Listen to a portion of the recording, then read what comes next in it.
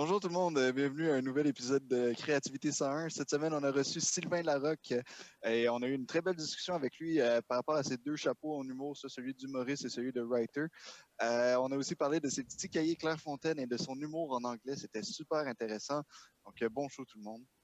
Ouais, également, allez nous suivre sur toutes les plateformes. Comme d'habitude, ça sort sur Spotify, ça sort sur YouTube, Google Podcast, Apple Podcast et Balado Québec.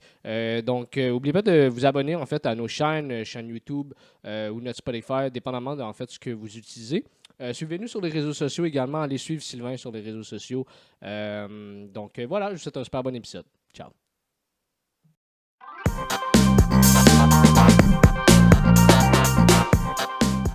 Sylvain Larocque cette semaine, merci beaucoup d'être là. C'est très apprécié. Écoute, ça me fait grand plaisir. Ça me fait grand plaisir. Merci de l'invitation. Ben, ça fait un grand plaisir aussi. Écoute, nous, on aime beaucoup commencer avec une petite question qui, ben évidemment, toi, tu viens de le dire, ça fait 28 ans hors donc que tu fais de l'humour. Mais selon toi, c'est quoi ton style d'humour? Moi, c'est vraiment du stand-up à l'américaine, je te dirais. Dans tous les humoristes québécois, je suis un de ceux qui fait le plus proche du vrai stand-up à l'américaine. OK. Mais pour créer un pont, si tu veux, parce que moi, j'ai commencé en anglais. Oui, c'est vrai. Juste avant de faire l'école d'humour, j'ai été au Comedy Works, des soirs amateurs, les open mic, tout ça. Et c'était pas ma langue maternelle, mais j'étais motivé en tabarnane. Ouais. Ça fait que, tu sais, j'ai appris à écrire des lignes courtes. Parce que quand tu maîtrises pas parfaitement la langue, tu fais de l'humour dans cette langue-là, tu veux arriver au punch le plus rapidement possible. Ah, ben oui. Fait que ça m'a créé une déformation de créative d'écrire des one-liners, beaucoup, beaucoup, beaucoup. Ça fait que, puis ça, du one-liner, un back-to-back, c'est très américain comme format. Sauf que en français, ce que j'ai réussi à faire, c'est de trouver des contextes pour mes lignes courtes, mes one-liners, pour donner la clé aux gens pour entrer dans l'univers, parce que les latins, contrairement aux anglo-saxons, ils ont besoin d'un petit peu plus de décorum, un peu plus d'histoire, un peu plus de mortier entre les briques. Okay. Ça fait que ce que je faisais, moi, dans l'année, je trouve des one-liners, puis ça, j'ai pas de misère à en trouver, j'en ai plein. Mais là, après ça, je me dis, comment je mets ça ensemble d'un ordre qui fait une histoire qui est logique pour les gens, surtout en français. Alors, je me suis développé une espèce de talent pour trouver du mortier entre mes briques. C'est-à-dire que, tu sais, là, j'avais un flash, comme en l'an 2000, j'ai eu 33 ans, moi, ça fait longtemps, là. Et j'ai eu l'idée que, moi, je suis né un lundi de Pâques. OK? Fait que là, j'ai dit, OK, je suis né un lundi de Pâques. En l'an 2000, j'ai l'âge de la mort du Christ. Fait qu'il y a plus de chances que moi soit le nouveau Messie que vous autres. Je suis favorisé. Alors, tout d'un coup que c'est moi, je ne dis pas que c'est moi, mais d'un coup que c'est moi, je vais vous dire comment je pense que ça devrait se passer à l'avenir. Liner. Tu comprends? Je trouvais une façon de les mettre ensemble qui était lousse, qui me permet de parler n'importe quoi. Une espèce de lien, là. C'est ça. Une autre année, ce que j'ai fait, je m'étais fait installer un petit lutrin sur scène au Théâtre Saint-Denis pour le gala. Je suis arrivé là, puis il y avait un de mes chums, enregistré une voix off d'un de mes chums, qui disait « Jurez-vous de la vérité, toute la vérité, rien que la vérité? » J'ai dit « Oui, je le jure. » Bang! Et là, j'envoie toutes sortes de vérités sur tout le monde, rien à voir avec le procès. Tu comprends? Les femmes, c'est ça. Pourquoi les hommes viennent plus vite? Pourquoi l'automne arrive avant l'hiver? Pourquoi? Toutes sortes de lignes que j'ai vécues dans l'année, à gauche, à droite, qui étaient des vérités. OK. J'ai pris ça là-dedans. Tu comprends? Fait que je suis le roi pour trouver des formats, si tu veux. OK. Et là, l'hiver, je ne sais pas si vous avez vu mes numéros, bordel, l'hiver passé, avant la pandémie. Là, je suis en train de travailler sur quelque chose qui marche super bien. J'arrive, j'ai plein de lignes sur toutes sortes de monde. Moi, j'arrive au début du show, je fais comme je suis content que vous soyez là parce que hier, j'ai eu un public de marde, vraiment. Là. J'avais une table qui était assise là, il était vieux. Là, je fais une couple de lignes de vieux. Après ça, j'avais d'autres tables, ils étaient gelés, ils ne comprenaient rien. Une couple de jokes de légalisation du pot. Il y avait une table, dans le fond, c'était un party de bureau, mais quelle compagnie de marde. Des jokes sur certaines compagnies. Et à la fin du numéro, j'arrive, je dis, tu sais, depuis le début, là, je vous parle de mon show d'hier qui était de la marde, mais moi, être honnête avec vous autres, j'en ai pas eu de show hier. Mais j'en ai un demain soir. Ah! J'écoute là-dessus, tu comprends? Nice. C'est brillant, ça. Ben, c'est ça, mais c'est le temps du format, tu sais. OK. Ouais. Mais à quel point c'est facile pour toi? Ben là, tu viens de dire que tu l'as développé avec le temps, mais Mais ça t'est arrivé comment de trouver une espèce de chair autour de l'os à être capable justement de faire passer tes liners tout le temps, tu sais? Parce que ça prend quand même, non seulement il faut que tu penses à tes liners, il faut en plus que tu penses par après ou en même temps à ton décorum, tu sais? Ouais, mais c'est pas un gros décorum lourd, tu sais. OK. Il y a un numéro que j'ai sorti, c'était 7 minutes à vivre. J'apprenais que j'avais 7 minutes à vivre, fait que je fais plein de déclarations. Et puis là, le débit augmente parce que là, je vais mourir dans 3 minutes. Le timer, tu sais, il descend. Puis à la fin, j'arrive à ma dernière ligne. Et puis, il y a juste un juge qui me demande, voulez-vous prendre cette femme pour épouse? Tu sais, c'était 7 minutes avant de me marier. Ouais. Ma vie qui se terminait. Fait que, tu sais, c'est facile pour moi d'en trouver. J'en trouve plein des de même. OK. Puis ça devient d'où ton inspiration? C'est quoi? C'est de l'observation sociale? C'est des expériences personnelles? Des mélanges d'anecdotes, des affaires qui sont arrivées? Ça peut arriver tellement n'importe comment, là. Ah. Ouais. Et, j'ai des numéros plus anecdotiques aussi, des fois. Là, plus je vieillis, plus j'en ai. Là. Mais ça me vient de n'importe où. L'important, c'est de traîner le calepin de Clairefontaine, que je recommande fortement à tous les créateurs. Il est disponible chez Renaud Bré, il coûte pas cher, OK? Et puis, c'est mieux qu'un téléphone. Le téléphone, tu réécoutes tout, ou, tu sais, écris-moi, j'ai des gros doigts sur un petit clavier, ça m'énerve, je suis un peu old school là-dessus. Mhm. Alors, je recommande fortement ça. Et les humoristes ont fait souvent des shows corporatifs. On va dans des hôtels, des compagnies, tout ça. Et quand moi, je suis dans des hôtels Fairmount ou Hilton, je vole toutes les crises de stylo dans le je me promène des salles où ils font une réunion. Je prends tous les stylos, mettre sur la table, qui set up d'avance, tu sais, parce que le stylo du Fairmount fit exactement dans la spirale du Clairefontaine. OK. Il ne percera pas ta poche. Excellent, ça. Des vieux trucs du métier. C'est de la bon. science. Et c'est drôle parce que j'avais parlé de ça, tout le monde en parle. La deuxième fois, je suis allé. Puis on avait parlé justement de mon esprit de mon top, c'est Clairefontaine, c'est stylo de Fairmount. Et puis, pas longtemps après ça, j'ai eu une date avec une première date avec une femme magnifique, super gentille. Et puis elle m'arrive, elle dit, j'ai un cadeau pour toi. Et elle me donne une boîte, je la développe, et c'était une boîte complète remplie de stylos de Fairmount. Elle avait été au château Montebello, je pense. Ben non. Et puis elle avait négocié avec le directeur de la réception. Je t'ai acheté une boîte de tes stylos. Elle m'avait amené ça comme une première date. Je me sentais importante. Ben oui. Ouais. Hey, elle voulait te séduire, puis c'est vrai. Là. Ah ouais, ça a marché aussi. T'es resté longtemps avec, j'espère, parce que. Ben, ça dépend. Trouves-tu ça long une fin de semaine, toi? Oui. Ça dépend avec qui. Non, c'est cool. on s'est fréquenté un petit bout de temps, ben oui, bien sûr. Bon, c'est c'est cool. le fun. Puis, donc, toi, t'es humoriste, mais tu as aussi beaucoup écrit pour plein de monde sur plein de shows qui ont gagné des Oliviers. Puis, je veux dire, à quel point c'est facile pour toi? On dirait que ça a l'air facile de l'écriture pour toi. On dirait que c'est comme une seconde nature. Est-ce que je me trompe en disant ça?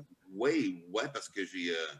Tu sais, je pense que je suis un bon humoriste, mais mais je suis pas un si bon comique que ça. Mm. Tu comprends? Parce que pour moi, il y a une différence entre les deux. Il y a des gens qui, dans ce métier-là, il n'y en a pas un qui est mieux que l'autre, là. Mais tu as des comiques et tu as des humoristes. Tu sais, un PA méthode, c'est un comique, c'est naturel. Ouais. Ça, il est de même, tout seul. Il n'y a pas besoin de. Tu sais, Jean-Michel Anctil, c'est ça aussi. Ça, c'est des comiques, des vrais comiques profondément talentueux. Ouais. Et tu as à l'autre bout des humoristes qui sont plus des techniciens. Ouais. Mais je pense qu'on est tous un amalgame des deux. Moi, je suis peut-être 30% comique, 70% humoriste. Mais c'est comme ça que je me vois. Ça fait que, et je sais qu'il y a des gens qui peuvent dire des choses que moi, je ne peux pas dire. Parce que quand ta face a l'air de ça, quand tu as l'air du gars qui se lève le matin en buvant le sang d'une jeune vierge, les gens ne te pardonnent pas nécessairement tout ce que tu dis. Tu peux dire des énormités, les gens vont faire « Oh, il n'est pas fin ». Mais tu sais, Philippe Bond, pour qui j'écris, dit la même affaire, puis ils sont tous crampés. Là. Puis ça passe au ouais. bout, ouais. Moi, c'est un exutoire pour des paroles que moi, je ne dirais pas ou des choses que je ne dirais pas souvent. Et puis, c'est des gens qui sont tout simplement sur scène, plus talentueux que moi. C'est tout. Je ne suis pas mauvais, je suis très bon même. Je suis un bon humoriste. Mais il y en a qui sont meilleurs que moi, mais qui ont peut-être un peu moins de talent d'écriture. Fait que je peux leur amener ça, tu sais. Parce que je ne serais pas un aussi bon humoriste si je n'étais pas auteur. Et je ne serais pas un aussi bon auteur si je n'étais pas un bon humoriste.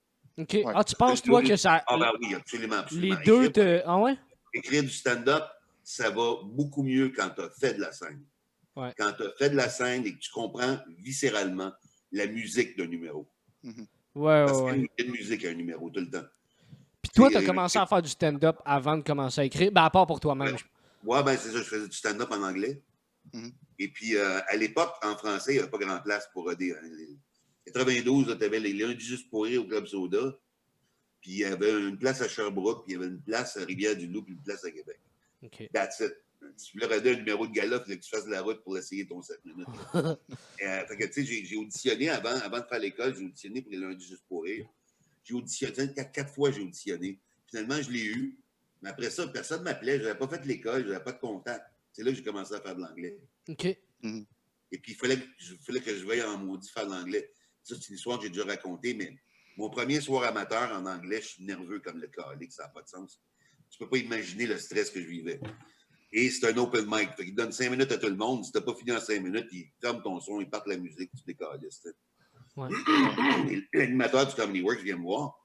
Il fait Sylvain, il y a un gars connu qui vient de rentrer, fait qu'il va faire un numéro tout de suite. Donc, tu vas être décalé de 1, tu vas passer après lui. Puis moi, je ne connaissais pas qui était qui. J'ai fait OK. La première fois que j'ai fait un show d'humour en anglais, il a fallu que je suive Norm Macdonald. Non. Je te jure. Oh, yes. L'année d'après, il a animé le Weekend Update à Saturday Night Live, tu comprends? Ah, Il a tout arraché. Il a tout arraché. Les gens hurlaient de rire. Et moi, je me suis planté, là, lamentablement. C'était misérable. C'était une longue mort agonisante de 5 minutes, là. Moi, je n'ai pas bandé pendant 6 mois après ça. C'était ridicule. C'était ridicule. Mais je suis retourné. Puis j'ai fait les mardis, les mercredis soirs. Après ça, j'ouvrais pour les headliners la fin de semaine. Mm. Grâce à ça, un show du jour de l'an, j'ai ouvert pour Jon Stewart. J'ai ouvert pour Ray Romano, d'Everybody Loves Raymond. Mhm. Puis Ouais. j'ai fait des belles choses. Là. Fait qu'on peut pas dire que tu l'as eu facile, là. Je t'écoute. Non. Moi, j'ai T'as jamais travaillé, eu... là, t'as bûché. Ouais. J'ai jamais eu de facile. J'ai pas été la star instantanée, ça n'a jamais été moi. Ouais. Mais à quel point, tu sais, j'ai déjà entendu, t'en as parlé quelques fois, à tout le moins, que, tu sais, avant, tu travaillais chez IBM, puis là, tu sais, t'as pas, mettons, tu sais, moi, mettons, je n'ai 22, t'as pas commencé aussi. À quel âge t'as commencé, en fait? L'école Limoges, je l'ai faite à 25 ans.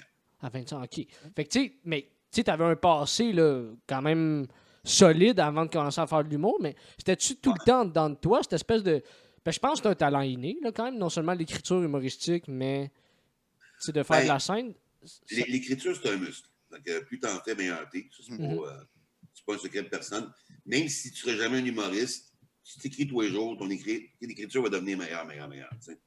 C'est sûr que d'avoir la compréhension, la pensée comique, la pensée divergente, c'est pas donné à tout le monde. Ouais. Qui l'ont totalement. Ouais, c'était quoi la question déjà? Ben, est-ce que, tu sais, toi, ça te venait d'où, mettons, d'un, l'espèce de Moi, désir, mais aussi l'espèce de, je pense que je suis capable aussi de le faire? Ben, on va remonter loin. Moi, Okay. moi quand j'étais jeune, quand j'étais petit, mon œil, il n'est pas droit aujourd'hui. Tu peux le voir, il n'est pas tout à fait droit. Mais quand je me suis fait opérer 4 fois pour le redresser, là. Parce que moi, à ma naissance, il y a un forceps qui m'a glissé dans l'œil. OK. Qui a causé une hémorragie interne qui a tué une nerf optique. Donc, l'œil est mort. C'est mon œil, mais il ne voit pas. Un œil qui ne voit pas a tendance à monter. Mais quand j'étais petit, tu le voyais à peine. C'est tout blanc quasiment. Okay. Fait que j'avais pas d'amis. Tu sais, jamais. Personne ne me parlait à l'école. Ben ouais. À ma fête, ma mère engageait des figurants parce que si j'avais pas d'argent, fait que, tu sais, j'ai appris à faire rire pour me faire accepter. Mm. OK. Donc, c'était, tu sais, quand tu es au primaire, t'es dans une jungle, une mini-jungle, mais une jungle pareille. Et c'était la seule chose qui t'importe, d'avoir des amis, d'être accepté. Ça fait que c'est un besoin fondamental. Fait que je l'ai développé parce que souvent l'être humain va se développer parce que ça va mal. Mm. Ouais. Il y a un vieux film des années 80, vous n'étiez pas né, là, qui s'appelait Starman, mais j'ai toujours retenu une phrase de ce film-là qui est poche en général, le film, mais c'est un extraterrestre qui est sur la Terre, tu sais. Et puis il y a des gens avec lui dans l'auto qui savent qu'il est un extraterrestre, qui a l'air d'un humain, mais c'est un extraterrestre, il est là pour nous aider. Il demande à l'extraterrestre pourquoi tu t'intéresses tant que ça aux êtres humains. Il dit c'est parce que les êtres humains sont à leur meilleur quand les choses sont à leur pire. Et c'est vrai qu'on avance beaucoup plus vite à coups de pied dans le cul qu'à tape dans le dos. Ouais. Ça, moi, ça a été ça. C'est pour que l'intimidation cesse au primaire. Quand je suis devenu drôle, là, ça a tout changé. Tout a changé. OK. J'étais plus populaire. J'avais une blonde. Rendu au cégep, parce que j'étais le king. J'étais drôle. J'avais des bonnes notes, toujours été un bon étudiant. Fait que, En plus. c'est ça. Je compensais pour ne pas être bon dans les sports aussi, parce que je suis droitier et je suis aveugle l'œil droit. c'est calisse un peu. Au tennis, je ne vois pas ma raquette. Je veux dire, je m'amuse, tu sais. Et puis, l'important, c'est de participer. Mais quelle phrase de cul! Si je n'ai pas envie de participer, je n'ai pas au moins une chance de gagner. Tu avec ta participation. Excellent. On pensait autrement, je faisais rire. Puis c'est donc pas longtemps après, tu as décidé de passer par l'école de l'humour parce que là, tu voulais t'essayer plus en français, avoir des contacts en français, tout ça. Je vais te faire une anecdote en passant. J'ai vécu, c'est ce qu'on parle là, d'intimidation, des sports, tout ça, comme des petits. J'ai vécu un des pires moments de télé de ma vie. Quand j'étais en entrevue avec Michel Jasmin. Vous connaissez c'est qui, Michel Jasmin? Oui. Grand monsieur de la télévision, quand même, ça fait peut-être 15 ans, 20 ans de ça. Il y avait une émission sur l'heure du midi à TVA, ça durait 1 heure. Il interviewait un artiste, tu sais. Puis là, c'était moi, puis c'était en direct, là. Puis à un moment donné, dans l'entrevue, il me disait, toi, Sylvain, quand tu étais petit, t'étais pas bon dans les sports, t'avais de la misère avec ça, hein? Je dis, hey, parle-moi-en pas, tu as tout le temps choisi le dernier après les filles puis le gars en chaise roulante, là. Et là, j'ai figé, man.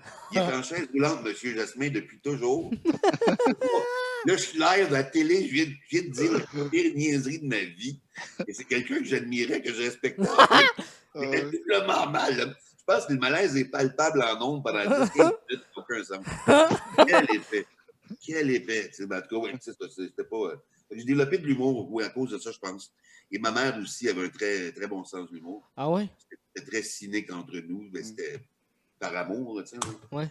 Quand deux personnes s'aiment tellement qu'ils peuvent se faire la joke la plus chienne, mais ils savent que c'est pas c'était du tough love, là, ouais.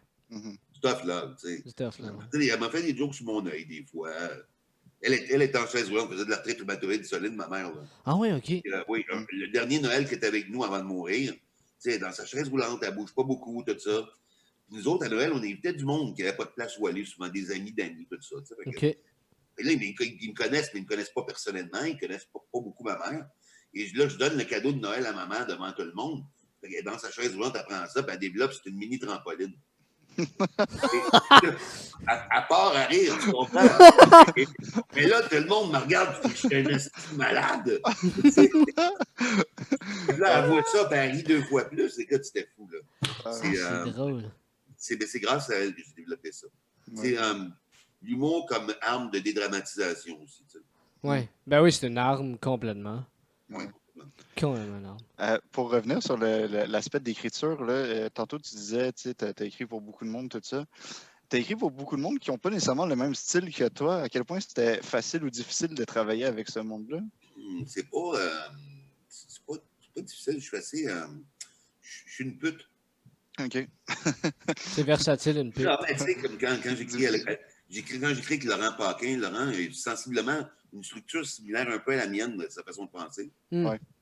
Il est plus dans l'histoire, il est plus souvent dans l'anecdote, mais on est très compatibles au niveau de l'écriture, fait que c'est pas compliqué.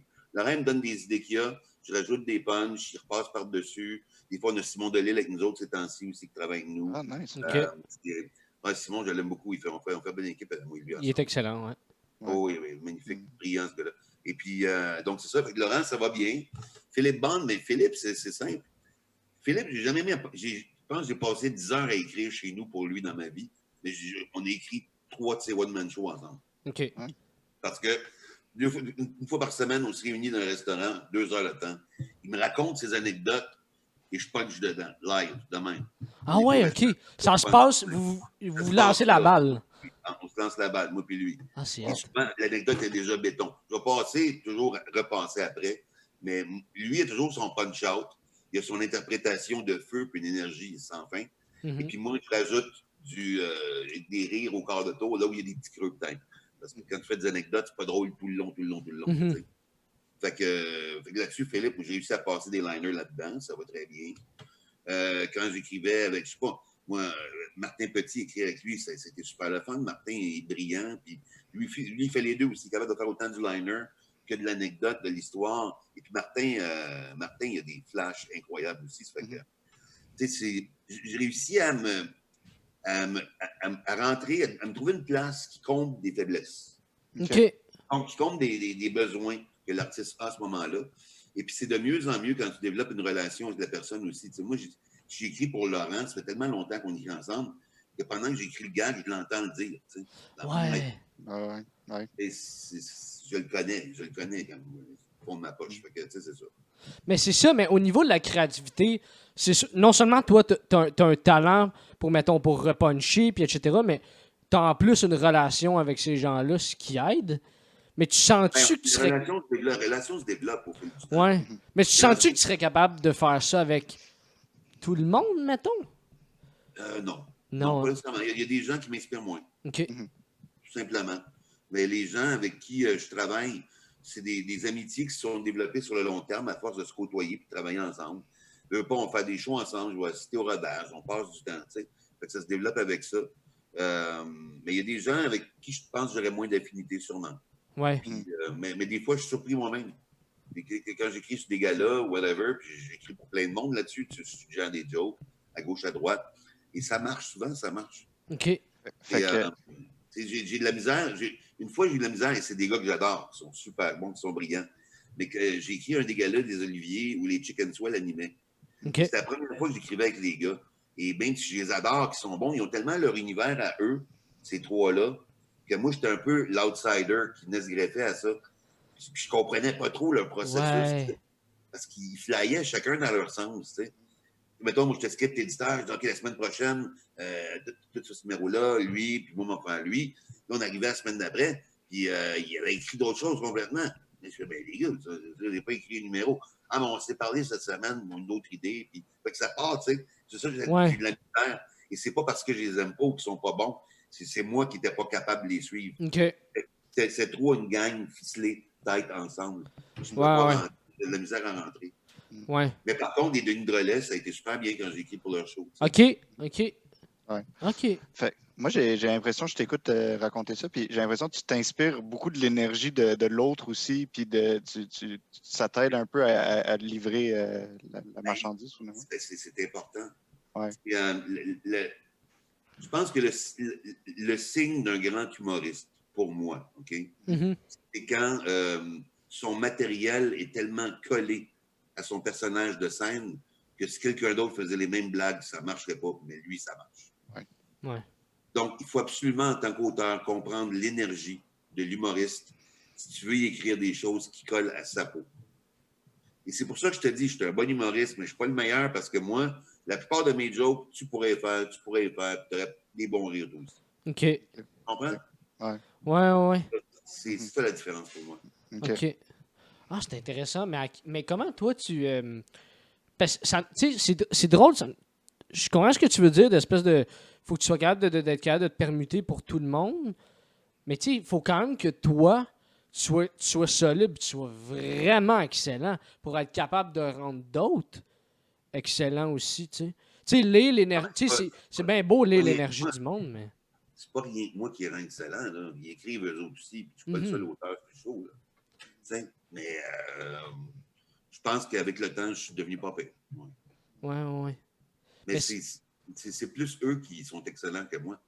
Ouais. Tu comprends? C'est plus eux qui lead l'affaire, qui drive leur show. Je veux dire, j'irais pas. Je pense que c'est vraiment, là, je suis le gars qui va combler les lacunes. C'est ça le job d'un script éditeur, de gérer la création et puis d'apporter une vision sur le numéro que l'humoriste n'aurait pas nécessairement parce qu'il est trop dedans. Ouais. Effectivement. Ouais. Puis après, donc là, ben, on te connaît en tant qu'humoriste et scripteur, mais donc tu as aussi été professeur à l'école de l'humour. Ouais. Ça nous intéresse beaucoup d'en entendre parler. C'était quoi le cours que tu donnais? La première fois que j'ai enseigné, excuse-moi, c'était j'ai enseigné l'écriture, genre et procédé. OK. La première fois. C'était en 2002. Je pense que François Havard, il était en écriture sur les bougons. Il ne pouvait plus enseigner ce cours-là. J'ai pris la relève pour un an. OK. C'est des gros souliers à remplir. Hein? Ouais, mais, le meilleur auteur au Québec, le regarde. C'est ça. Mais j'ai enseigné des bons étudiants cette année-là. J'ai eu Stéphane Poirier qui était là. J'ai eu Junior Girardeau qui est maintenant gérant. J'ai eu Daniel Gagnon qui est un grand auteur aussi. Il y a eu du bon monde dans cette promotion-là. Puis après ça, j'ai enseigné, je pense, 2013, j'ai enseigné l'écriture de scène 1 et 2. OK. Puis en 2011, j'ai donné des ateliers individuels aussi à l'école. C'est ça. OK. Puis t'as-tu aimé ça comme expérience? T'as-tu eu du fun? Oui, j'aime ça. J'aime ça enseigner, je trouve ça le fun. Moi, ça m'a aidé à écrire ma conférence parce que je vois comment vulgariser la chose pour que les gens comprennent mieux. Parce que, on prend beaucoup de choses pour acquises. Nous, on a un langage, on a une façon de s'exprimer. Et les gens ne comprennent pas. Fait que ça me permet d'apprendre à vulgariser un peu mieux pour mes ateliers, pour mes conférences. Fait que tout ça a été utile.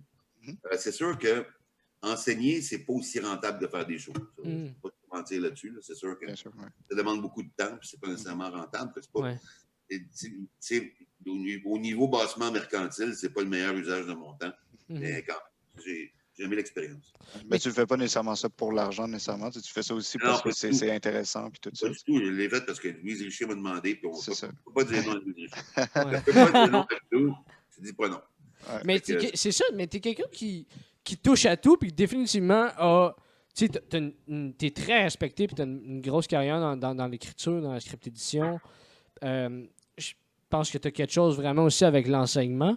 Mais qu'est-ce qui a fait à l'intérieur de toi que t'as toujours voulu quand même continuer à vouloir faire de la scène? Et parce que c'est là-dedans que j'ai le plus de fun. OK. C'est là-dedans que j'ai le plus de fun. Moi, écoute, depuis 3 mois, depuis cette pandémie-là, je suis déprimé, je suis down. Ouais. Moi, j'avais 3-4 shows par semaine en moyenne. C'était pas le bordel, c'était pas un corpo, c'était au Comedy Nest ou c'était de la tournée où j'ai toujours 3-4 shows par semaine. Et c'est mon équilibre. Ça me prend ça. OK. Ça me prend ça. C'est les anglophones, il y a une expression chez les humoristes anglophones qui dit You're only as good as your last show. Ta valeur en tant qu'individu, là, elle correspond à ce que tu as eu comme dernier show. As-tu été bon, as-tu pas été bon? Si tu n'as pas été bon, tu te sens comme une marde jusqu'à temps que tu en fasses un autre. Ça va bien. Ouais. Parce que c'est plus qu'un métier. Faire de l'humour, pour moi, c'est à moitié de l'art puis à moitié de la psychothérapie. Ben, et je niaise même pas avec ça parce que moi, j'ai une psy, j'ai toujours une psy, anyway, parce que j'y en parlais, c'est que nous autres, les humoristes de scène, contrairement aux comédiens de théâtre, mettons, ou aux musiciens, les musiciens, si le show va mal, ils vont s'amuser entre eux autres, ils vont faire fuck them, puis ils vont jammer. Les comédiens de théâtre, il y a un quatrième mur entre eux et le public. Si la pièce va mal, le comédien peut blâmer un autre comédien, ou même l'auteur, ou le metteur en scène. Ça. Mais un humoriste, surtout quand on commence, tu écris tes textes, tu les joues, tu te mets en scène et tu parles directement au public. Et quand ça va mal, tu reviens de chez vous, tu te regardes dans le miroir et tu fais c'est quoi mon problème? Ouais. Tu blâmes personne d'autre, c'est rien que toi. C'est rien que toi. Et ça fait que ça te pousse, ça te force à faire des remises en question fréquentes. Et c'est une des choses qui effraie plus l'être humain de se remettre en question. Les gens vont cultiver leur malheur pour ne pas se remettre en question. Ouais. Les gens vont rester dans des relations de couple malheureuses, dans une job qu'ils n'aiment pas, parce qu'ils n'ont pas envie, ils ont peur de se remettre en question. Ils ont peur de prendre le risque de changer. Mais nous autres, les humoristes, on n'a pas le choix. Il y a un toi que tu peux blâmer. Et à force de faire des remises en question après chaque show, c'est devenu plus facile d'en faire aussi avec mon couple, mes amis, ma blonde. Ça m'a aidé aussi à m'ouvrir l'esprit dans d'autres aspects de ma vie. Au niveau humain, là. Tout simplement. C'est ça que je dis que c'est un peu de l'art, mais un peu de la thérapie aussi. Ouais. Pas juste parce que le rire est libérateur ou c'est une source d'endorphine, mais parce que psychologiquement, ça pousse à la remise en question. Et tu ne peux pas pelleter vers l'avant et tu ne peux pas te mentir. C'est impossible. Ouais, ça me fait penser. C'est quelque chose qu'on jase souvent. Comment je peux dire? À quel point toi, ben c'est sûr, c'est important, mais ta vois où, toi, l'importance d'être vrai en humour? Tu sais, c'est quelque chose que tu peux pas passer à côté. On dirait que tu peux pas réussir tant et aussi longtemps que tu n'es pas vrai. Je pense, oui, tu peux être vrai, mais tu peux mentir par omission. OK. Tu comprends? OK. Ce que le personnage de scène d'un humoriste stand-up, c'est une caricature de lui-même. Il va prendre quelques éléments de sa personnalité, il va les grossir et il va créer un personnage de scène avec ça. Maintenant, tu peux choisir que des choses qui sont intimes à toi, qui sont vraies, mais que tu n'as pas envie de parler, tu peux choisir, tu ne font pas partie du personnage et c'est tout. Tu comprends? Ouais. Fait que tu mentiras pas, tu vas être vrai. Parce que ce que tu dis, ça fait partie de toi. Mais de l'autre côté, par omission, tu ne diras pas tout. Il y a des choses que tu vas garder pour toi aussi. Là, oui, il faut être vrai dans ce que tu dis. Ouais. Naturellement. Et oui, les gens pensent tout le temps qu'on dit la vérité. Tu sais. Ouais. Mais il est là le bluff, puis il est là la beauté de la chose aussi. Ben oui, mais tu sais, c'est parce que des fois, ça n'a pas de sens. Là. C'est pas vrai que quand j'étais petit, je faisais peur aux pédophiles. Voyons, Chris, c'est pas. Enlève-toi ça de la tête. Des fois, je sors de scène. Non, je pensais que tu avais une blonde, mais tu as dit que tu étais célibataire. Ouais, mais le numéro avec ma blonde, là, tu l'as peut-être vu il y a 8 ans. J'avais une blonde dans le temps, mais pas là. Ça change. Les gens, ils pensent toujours qu'on dit la vérité, mais c'est pas vrai. Tu sais, comme bon, OK, gars, par exemple. Tu sais, Michel Barrette, qui est un homme que j'adore, tout ça, il s'est fait raconter une histoire par un de mes chums, tu sais, qui avait une anecdote, puis il a dit à Michel, hey, j'ai une anecdote sur mon horloge grand-père, tout ça, puis il compte l'anecdote, Michel, il a trouvé bien drôle, tout ça. Puis comme 6 mois après, Michel a revu ce gars-là, il a dit, hey, j'ai une anecdote pour toi sur mon horloge grand-père, puis il raconte la même affaire. il a pris l'anecdote d'un de mes chums, il s'en souvenait plus que c'était plus à lui, tu comprends? Je pense que c'est une bonne anecdote. C'est ça. C'est pas de la vérité, mais il faut que ça sonne vrai. Faut que ça sonne vrai, ouais. Ouais, sauf que là, avec ce que tu nous as conté tantôt avec la mini trampoline puis ta mère, je suis plus trop sûr de qu'est-ce qui est pas vrai dans ce que tu dis. C'est vrai, ça. La mini trampoline, c'est vrai. Oui, je sais, mais justement, c'est pour ça que je te dis. Je vais commencer à croire encore plus ce que tu dis sur scène. C'est une entrevue, c'est une entrevue. Oh, oui, je sais pas. Même pas d'émission. Ça sonne, ouais. Excellent. Ah, c'est bon. Mais au niveau de... tu sais, c'est ça, t'es capable non seulement de te changer pour être capable d'écrire d'autres humoristes, mais toi, ton personnage de scène, tu l'as trouvé comment? C'est très simple, c'est parce que je ne l'ai pas trouvé. OK. Ah, c'est drôle, ça. Je le cherche encore.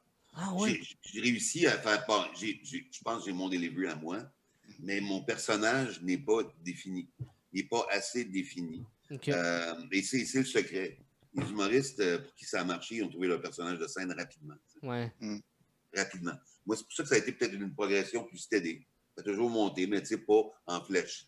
Je le découvre tranquillement, mais peut-être que mon personnage de scène, c'est un vieux désagréable.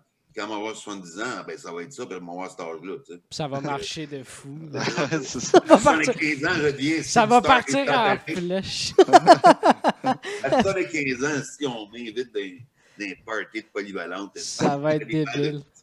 Des shows de balles de puissance. Ah, c'est drôle. Une star d'un coup, après 50 ans de carrière. Non, ça, je ne l'ai pas. Il n'est pas tout à fait défini. Je l'ai un peu, quand même, je l'ai. Ouais. Mais il n'est pas tout à fait défini encore. OK. Comment tu penses que tu peux essayer d'aller le trouver? Comment tu penses que tu peux faire pour le définir, ce personnage-là? Y a-tu des trucs? Je pense que plus j'en fais, mieux c'est. Ouais. Je pense que je commence. J'ai ma façon de livrer à moi. Non, je ne l'aurai peut-être jamais parfaitement. Je ne l'aurai jamais peut-être parfaitement, mais François Bellefeuille, il l'a trouvé à un moment donné, puis ça a fait bang, c'était ça. Ouais. Il était locké. Ouais. Mais tu penses-tu que c'est de la chance? Ben non, c'est un gars brillant. Veut dire, il a pensé à son affaire, il a vu qu'est-ce qu'il avait à faire, puis il l'a fait, puis il est tombé sur une mine d'or. C'est tant mieux pour lui. Ben oui. Puis Louis-José, même affaire, il l'a pogné vite, puis ça a marché tout de suite. Ouais. C'est presque plus important que l'écriture, de trouver ton bon personnage de scène. OK. Mais tu sais, c'est drôle parce que normalement, on se fait dire que c'est en écrivant qu'on se découvre, tu sais, puis qu'on découvre justement donc le personnage. Mais toi, t'écris énormément, tu sais, fait que c'est comme étonnant. Il me semble que tu ne l'as pas encore trouvé. Moi, je pense que le meilleur humour, comme je disais tantôt, les grands humoristes font un texte, c'est pas drôle dans la bouche de quelqu'un d'autre, dans leur Okay. Ça veut dire quoi? Ça veut dire que leur humour est ce qu'on appelle en anglais character driven. C'est-à-dire que c'est le personnage qui lead l'écriture. C'est pas l'écriture qui met un personnage en valeur. C'est que quand tu écris pour cette personne-là, qui fait ce personnage-là, tu l'entends dans ta tête et tu sais ce qu'elle peut dire et tu connais son univers. Mais tu mets ça dans la bouche de quelqu'un d'autre, ça ne marchera pas. Fait que c'est pas en écrivant qu'on se découvre. Ouais. c'est une façon qui peut aider. Mais je pense pas que c'est comme ça. Il faut que tu l'essayes. Il faut que tu essaies différentes affaires. Tu regardes ce qui te... Moi, j'ai me regarder, premièrement. Je me vois à la TV, je change de poste. Je sais pas. Ah ouais, OK. C'est une affaire que je devrais faire plus. Me regarder, voir quelle mimique marche. J'aime pas ça. J'aime juste pas ça. Qu'est-ce qui revient, puis etc. Ouais. Ouais, exactement.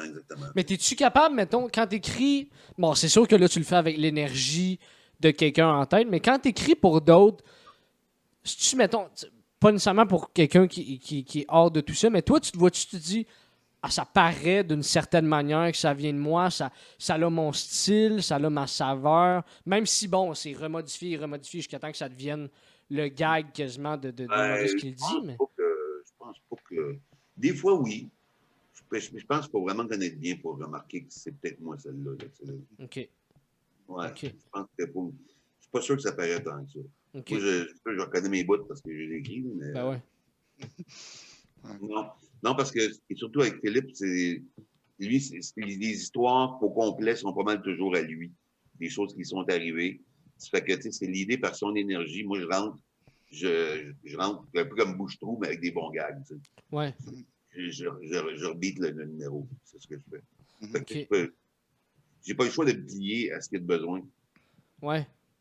Mais ton sens du punch, qui est quand même bien à toi, comment je pourrais dire ça? Tu sens-tu, mettons, que tu juste parce que, mettons, que tu n'y es pas nécessairement penché à ce personnage-là, parce que, mettons, comme tu dis, tu te regardes pas nécessairement, fait que tu l'as peut-être juste pas trouvé à cause de ça? Ou? Je pense que je manque de recul. Mm. Mais, tu sais, j'ai jamais vraiment eu de script éditeur, moi. Parce que moi, je suis script éditeur, tu sais.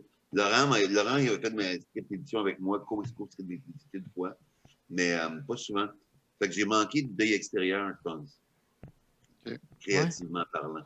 On en parle souvent de ça, de l'espèce d'œil extérieur. Tu sais, ouais, tu le vois comment, toi, cette espèce d'œil extérieur-là? À quel point tu penses qu'il est important dans le processus créatif? Il me reste tabarnak.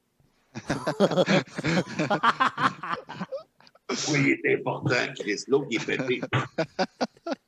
Il est essentiel. Chris, c'est quoi ce podcast de merde-là?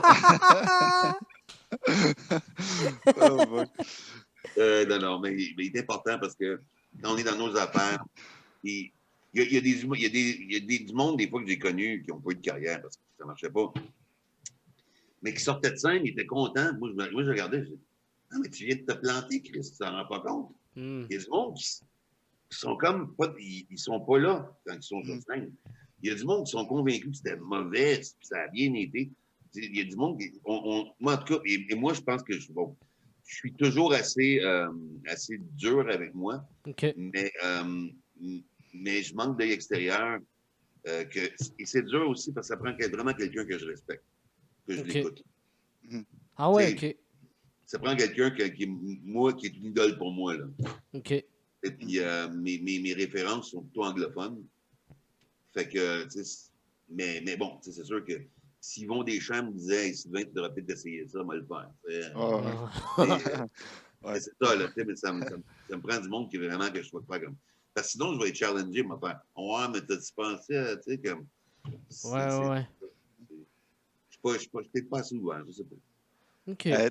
Tantôt, tu disais que pour se trouver, il faut essayer différentes affaires. Toi, as-tu déjà essayé différents styles que ce que tu fais? Oui. J'ai déjà été beaucoup plus one-liner que je ne suis là. Okay. J'ai essayé des anecdotes. J'ai même fait 2 fois des personnages. OK. Ah ouais? C'est drôle, ouais, c'est bon. J'ai fait quoi? Ouais, j'ai essayé différentes gimmicks aussi. Là, mais non, j'ai essayé des affaires. J'ai joué au théâtre, j'ai fait plein d'affaires. Puis, mais t'as-tu aimé ça, essayer ces différents styles-là? T'avais-tu trouvé des affaires qui étaient cool un peu? Puis... Trouvé des affaires qui étaient cool, mais pas que j'ai envie de reproduire sur un stage. OK. Bizarrement, je pense que j'ai peur du ridicule. OK. C'est bizarre pour un humoriste, hein, mais j'ai une certaine peur, j'ai une certaine retenue. Il y a des places où je n'irais pas, tu sais. Et ça, je pense que je retiens ça de mon père. Mon père était bien gros comme ça. OK. C'est un être assez anxieux, tu sais, mon papa, puis il était toujours, tu sais, quand il était stiff, tu sais, puis à un moment donné, il faisait de la motoneige. J'ai dit à ma mère, maman, je peux pas imaginer pas tomber de la motoneige. Et c'est vrai. Je peux pas l'imaginer. Mon père, ridicule. Il évitait tellement tout le temps ça, tu sais, que. Fait qu'il faisait attention pour jamais qu'il arrive de quoi ou. Le directeur d'un palais de justice, tu sais, puis, tu sais, les petits complets de chez l'abbé, puis straight, là, tu sais, puis je pense dans sa voiture, il y avait une roue de secours au cas où sa roue de secours crevait. Là, mais c'est ça qui t'a amené à avoir mais tu vois, mon père, j'y en parlais cette semaine, justement. Au téléphone avec. Parce qu'à un moment donné, quand ma mère, tu sais, quand les deux personnes se divorcent souvent, là, le gars, tu peux voir qu'il change sa garde-robe là, parce qu'il revient sur le marché. Là. Et tu peux voir ça a été quand la meilleure période de sa vie avant le mariage. Parce qu'il serait un peu. Et là, mes parents ont divorcé, tout ça. Là, ma mère a été faire des cours, elle suivait des formations, elle voulait se réinventer. Et après 2 semaines, mon père était venu me chercher chez nous. Il est arrivé avec sa secrétaire, des bottes de cow-boy, des jeans serrés et une permanente. Man! J'étais avec 2 de mes chums dans la cuisine. Ils rentrent chez nous et on part à rire. Mais tu sais, comme les adolescents peuvent hurler de rire. Et là, il a fondu, il fond, comme la sorcière de Belle. Oh oui! Ah, c'était drôle. Ah, yes. Mais j'ai un peu ça, j'ai un peu cette peur du ridicule-là, héréditaire, génétique que mon père avait. Mais ça t'a-tu retenu à te lancer dans l'humour plus tôt? Quoique tu t'es pas lancé très tard non plus, mais tu sais, tu as travaillé chez IBM. Ouais, mais non, mais c'est parce que moi, j'ai fait l'école d'humour. Après ça, j'ai travaillé chez IBM. Ah ouais? Ouais, j'ai fini à HEC. Et puis, j'ai fait l'école d'humour tout de suite après. OK. Et puis, après l'école d'humour, je ne pouvais pas gagner ma vie tout de suite comme humoriste. Fait que j'ai trouvé une job qui était offerte pour un bachelier d'administration. OK, mais c'était clair pour toi, tu allais faire de l'humour quand même. Oh, ouais, c'est ce que je voulais faire. Je ne savais pas si ça allait marcher encore. OK. Je venais de décider ça. Là. Ouais, c'était fait. C'est un coup de tête. Ça serait pas du jour au lendemain. Mais j'ai eu un accident de moto. J'ai failli mourir d'ailleurs. C'était là, juste avant ma dernière année au HEC. C'est ça qui m'a fait réaliser plein d'affaires. Okay. J'ai eu une petite épiphanie à moi, puis j'ai décidé de faire ce que je voulais faire. Ouais. Et de ne pas avoir de j'aurais dondu en vieillissant. C'est devenu important pour moi, ça. Puis j'ai toujours vécu comme ça après. OK. Ah, c'est intéressant. Mais je suis curieux de savoir au niveau de ton processus créatif. Tu sais, tu parlais tantôt, tu as essayé plusieurs affaires, puis etc. Mais, tu sais, quand est-ce que. Tu sais, si tu par pur hasard, tu es tombé dans le stand-up américain, justement, puis tu t'es dit, hey, moi, je vais continuer à faire ça. C'est parce que tu en consommais beaucoup. C'est arrivé comment? Ben, le premier lundi juste pour rire que j'ai fait avant de faire d'anglais, c'était un personnage. C'était un personnage. Et il y avait plein de jeux de mots. Parce que moi, Daniel Lemay me faisait rire des années 80. OK. Ben, dans les années 90 aussi, là, à l'époque, il était big. C'était le meilleur humoriste au Québec. Oui, mais Un peu après ça, il a commencé à faire du stand-up. Il était super bon là-dedans aussi. Fait que moi, mon premier show, c'était un personnage. Parce que dans le temps, tout le monde faisait des personnages. Et après ça, vu que j'avais pas de show en français, c'est là que j'ai vu, moi, j'étais gardien de sécurité d'un building la fin de semaine, là, pendant que j'étais étudiant à l'université. Puis, à un moment donné, un matin, j'ai eu la Gazette, le journal anglais de Montréal, et puis c'était écrit « So you want to be a stand-up comedian », puis il parlait des ateliers qu'il donnait au Comedy Nest, au Comedy Works. J'ai fait comme tabarnak. Ils ont des soirs amateurs tous les semaines. Pourquoi j'irais pas? Moi, j'avais fait cégep en anglais. J'étais à McGill avant en anglais 2 ans et demi de temps. Je sais parler anglais quand même. Fait que c'est là que j'ai décidé d'essayer ça. Mais j'aurais pu commencer, je suppose, plus tôt. OK. Mais non, je pense que l'université, c'est pas le plus important à tirer d'une formation de bachelier. C'est pas la matière que tu étudies. Ça t'apprend comment mener un projet à terme. Ouais. Tu comprends? C'est de comprendre l'effort à mettre pour arriver à un projet à long terme. C'est un projet de 3 ans. Tu maintiennes l'effort, il faut que tu te forces, faut que tu sois bon. C'est ça que ça t'apprend. Ça m'a aidé, moi. Ça m'a aidé aussi à livrer mon produit, à structurer mes affaires en humour. Au niveau de la discipline aussi, j'imagine. Ben, un petit peu quand même. Au cégep, au secondaire, tu peux t'en tirer avec des bonnes notes sans étudier. Moi, rendu à l'université, t'as pas le choix. Ben non, c'est clair. Ouais. C'est clair. Ça t'apprend à apprendre, ben ouais, vraiment. Ouais, c'est ça. Mm. Ça Ouais, prend à ouais. structurer un travail. Ouais. Fait que, mais donc, t'es arrivé, puis direct, tu faisais des liners, puis c'était un peu ça dans quoi t'étais à l'aise? Vu que j'allais faire de l'anglais après mon premier choix en français, là, en anglais, oublie ça, les personnages. Ça n'existait pas, là. Oh, ouais. Arrivait là avec un personnage, il crissait dehors, puis un cul. Il faisait hey, le clown francophone retourne à la maison. Non, sérieux, là. Déjà que les anglophones avaient des pensées clichés sur les humoristes francophones. Moi, une de mes premières jokes en anglais, je me souviens, je sais pas si vous parlez anglais. Ouais. Je commençais le numéro en disant Oh, I can see what you're thinking. You're thinking, Sylvain Larocque, a French comedian. Oh, fuck, he's gonna juggle. Puis, ça marchait parce que le monde disait exactement ça. À l'époque, ils pensaient que les humoristes francophones, c'était tous des Jerry Lewis. Là,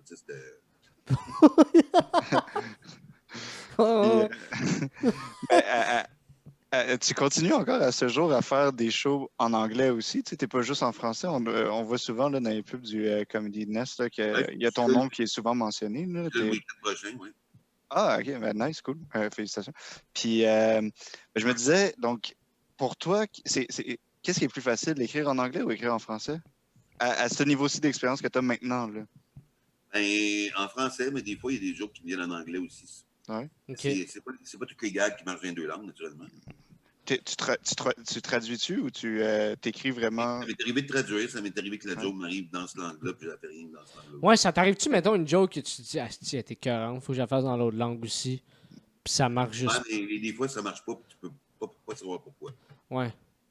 Le wording. Il n'y a aucune raison pour laquelle elle marche pas. Ah ouais, Elle ok. marche pas dans ce langue-là. J'avais une vieille joke là, que je faisais au début. Là. Je viens d'un petit village, on a un feu de circulation, puis on l'allume dans le temps des fêtes. En français, elle marchait. En anglais, je ne l'ai jamais fait marcher, ce gag-là. Okay. We have one traffic light and we switch it on during Christmas time. Jamais marché. Pourtant, tout est là. Ben ouais. Ils connaissent Noël autant que nous autres, c'est pas une question de référent. Là. Elle ne marche pas en anglais. Je sais pas pourquoi. Ah, et des fois, c'est impossible de le savoir. Impossible. OK.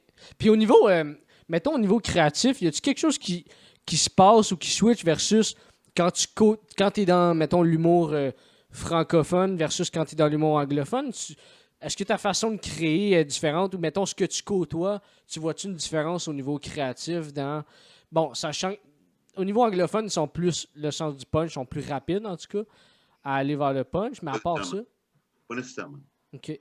Moi, je pense que la différence fondamentale, c'est que, c'est comme je disais tantôt, les latins et les anglo-saxons.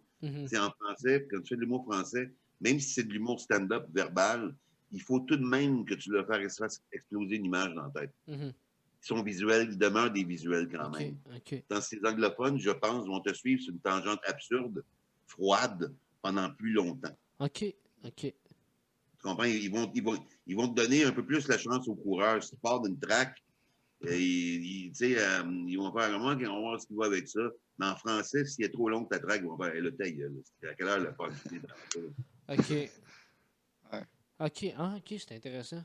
Il y a comme quasiment comme une patience qui est plus... c'est une patience, c'est je sais pas, c'est un peu plus froid, déjà.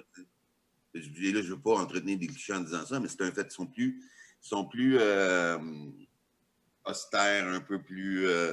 les francophones, c'est plus pétillant, c'est plus expressif, c'est plus... ça fait qu'ils ont besoin, je pense, de propos plus imagés. OK. Ben, c'est ça, j'allais dire. Moi, justement, j'ai toujours eu l'impression que la langue française, c'était toujours plus romancé, plus imagé, justement. Alors que la langue anglaise, c'est plus comme straight to the point, tu sais. Donc, j'imagine que ça se traduit aussi en anglais. Pas nécessairement straight to the point, mais du moins, c'est moins fleuri, souvent. Oui, c'est ça. Mais est-ce que, tu sais, au niveau des liners, est-ce que tu sens, mettons sur une base vraiment générale, y a-t-il une tangente où ça a l'air de marcher plus au niveau anglophone qu'au niveau francophone? Ben moi, honnêtement, En anglais, mon personnage de scène, je crois, est mieux défini. Ah ouais, OK. Comment ça? Les anglophones, mon air bête, qui est pas, je suis pas un être méchant dans la vie, là, je suis zéro jour, mais mon air bête en français les gens sont sur leur garde un peu plus. OK. OK. Ah. Parce que mais les anglophones, ils font comme, ben oui, ah oui, c'est ça. Tu sais, ça les énerve pas pendant tout. Et ça, je pense, et puis ça, là, en tout cas, je vais peut-être me faire gonner pour avoir dit ça, là. Mais je pense, au Québec, on a le syndrome du peuple conquis un peu, je pense. OK. Je pense que quand un humoriste arrive sur scène qui n'est pas nécessairement gentil ou sympathique, tout ça, on embarque un peu moins. OK. Mais les Français, les Américains, tu peux arriver à bête, tu peux rire deux autres dans leur face. Ils vont rire, ils ne se sentent pas touchés. Mais c'est des pays avec des histoires de conquête aussi. Puis ils ont une plus grande fierté nationale que nous, on peut avoir. OK. Je pense. À cause de leur histoire, à cause des accomplissements de la nation. Je mets ça de même, peut-être que je me trompe. Et ça, d'après moi, c'est pourquoi souvent les Québécois qui vont à Paris, ils sont méchants, ils sont pas fins. Parce que dès que quelqu'un n'est pas super gentil, on pense qu'il nous haït. Ouais. On est de même, c'est ça. Parce que nous autres, on est hyper gentils. On est hyper gentils trop des fois. Et puis on est aussi bien. On a peur de ne pas fitter. On n'a pas peur. On est comme le petit gars qui se fait intimider dans le cours d'école de la planète. Tu sais, veut dire, on veut être accepté. Tout le monde nous aime, on veut être accepté. Tu sais. Ouais. C'est ça. Et ça, pour moi, je ne vois pas d'autre chose que le syndrome du peuple conquis. Et puis, de toute façon, c'est rare. Un peuple qui a refusé leur indépendance de façon démocratique 2 fois dans leur histoire, c'est pas arrivé souvent. Okay? Ouais. Et c'est pour ça aussi, je pense, qu'au Québec, en France, aux États-Unis, les gens achètent un show. Ils vont voir un spectacle, ils achètent un spectacle. Mais au Québec, les gens achètent un individu. Ouais. On aime un tel, on va le voir, peu importe ce qu'il dit. Ouais, on boit un peu ses paroles. Ouais. C'est de même ça marche. Et c'est une grande différence. C'est une très grande différence. C'est vrai, ça. Ouais. OK, ouais. Ah, c'est curieux. C'est curieux. Fait que c'est comme si, finalement, le capital de sympathie, tu as moins besoin de le développer du côté anglophone. Okay. Exactement. Et moi, il me pardonne très rapidement d'avoir cette face de bœuf-là. OK. En français, c'est comme, mais pourquoi il est fâché de monsieur? Fait que ça veut-tu dire, faut que tu l'accuses puis que tu en ris pour que ça passe mieux en français, chose que tu n'as pas besoin de faire en anglais? Au début de mon show en français, le dernier show, c'était ça. Je rentrais en disant, j'ai 2 personnalités. En dedans, je suis un pinson qui chante sur une douce brise du printemps au bord d'un ruisseau d'eau claire dans lequel des enfants pauvres viennent de trouver des pépites d'or. Mais en dedans, je suis ça. En dehors, je suis plus comme une mouette qui tousse dans le smog au-dessus d'une fontaine de parc, dans laquelle des itinérants battent des prends-sous en pataugeant dans les seringues d'héroïne usagées. C'est ça, mon moi là-dedans et là-dehors. C'est une différence. Et là, les gens, ils font comme OK, quand rient, ça désamorce ça. Ouais. En français, je dois vraiment faire ça. En anglais, j'ai pas besoin. Je me demandais, tu parles beaucoup des autres pays et tout ça, puis de l'humour dans les autres pays. T'as-tu déjà joué en dehors du Canada, que ce soit en anglais ou en français? J'ai joué en France. Okay. J'ai joué en Belgique. Okay. J'ai joué en Suisse. J'ai joué au Mexique. J'ai joué aux États-Unis. J'ai joué dans tout le Canada anglais. J'ai joué au Maroc. Et j'ai joué en Thaïlande. En Thaïlande, ouais. En Thaïlande. C'est malade. Il y a 2-3 ans, c'était assez spécial. Il y avait une série qui était sortie sur. C'était-tu UniTV? Où ça s'appelle Rire du monde. R-I-R-E-S, au pluriel du monde. Pas rire des gens, là, mais les rires du monde. OK. Et il envoyait des artistes québécois dans différents pays pour faire un documentaire sur ce qui faisait rire ce pays-là. OK. Fait que j'étais à Bangkok, moi j'ai pogné en Thaïlande. J'étais à Bangkok pendant 2 semaines. C'est malade. À Bangkok, 2 semaines de temps avec mon réalisateur et mon caméraman, soundman. Puis j'ai rencontré les plus grandes vedettes de là-bas, puis j'ai jasé avec eux autres, puis on a échangé, tant des auteurs de films que des humoristes. Et puis, ils trouvaient c'est quoi qui faisait rire les Thaïlandais. Et leur approche est bien différente. Et pendant que j'étais là, un soir, ils voulaient prendre des shots de moi au Bangkok Comedy Club, qui est un club de stand-up anglophone à Bangkok. Mais c'est tout pour les expats. C'est des gens qui sont dans le pays. qui sont à Bangkok pour le temps. OK. Mais j'étais comme. Moi, j'ai souvent ri des institutions gouvernementales, j'ai souvent ri du gouvernement, mais je me suis fait avertir en masse là-bas. Ah Ah ouais? Tu ne ris pas du roi. Tu ne ris pas du roi. Parce que tu t'en vas direct en taupe. Shit. Il y a Ah ouais, des gens qui vont te stouler. Tu n'as pas le droit, man. Tu n'as vraiment pas le droit. Ah ouais, à ce point-là. C'est à ce point-là. Fait que t'iras pas au Shanghai Comedy Club faire des jokes là-bas non plus. Là. Ben, je ne sais pas, mais sûrement pas en North Korea Comedy Club. Pyongyang Comedy Club, ça doit pas être. Ça doit pas être écœurant. Et, mais donc, c'est comment jouer dans ces autres pays? Là, tu as parlé de la Thaïlande, mais les autres pays en général, comment moi, ça réagissait à ton humour? Moi, ça va bien. Moi, dans la francophonie, ça va bien en général. Mhm. Parce que je fais des numéros, des fois un peu plus intello aussi. Mm. Tu sais, comme qui parlent la langue française, entre autres, des trucs comme ça. Puis c'est bien apprécié là-bas. Il y a un de mes numéros que j'ai fait au festival Vous Rire à Liège. Et c'est mon numéro qui a le plus de vues sur YouTube, mais j'ai dépassé l'1 million. Wow. Wow. OK. Puis c'est rare quand même, là, pour un humoriste québécois, il n'y en a pas tant que ça. Là, Non, c'est vrai. Ouais, non, c'est sûr. Puis, c'est un numéro sur la langue française que j'ai fait là-bas. C'était un bon numéro de mon avant-dernier show. Ben, c'est ça. Donc, eux, je sais pas, c'est pas parce qu'on n'aime pas la langue française ici, mais je sais pas, eux autres, on dirait qu'ils manipulent peut-être un peu plus. Je pense que l'éducation du lycée est meilleure que celle de la polyvalente. Tu sais.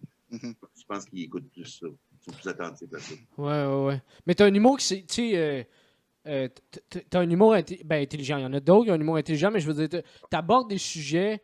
Tu sais, récemment, j'ai regardé justement ton numéro, j'ai posé sur le racisme.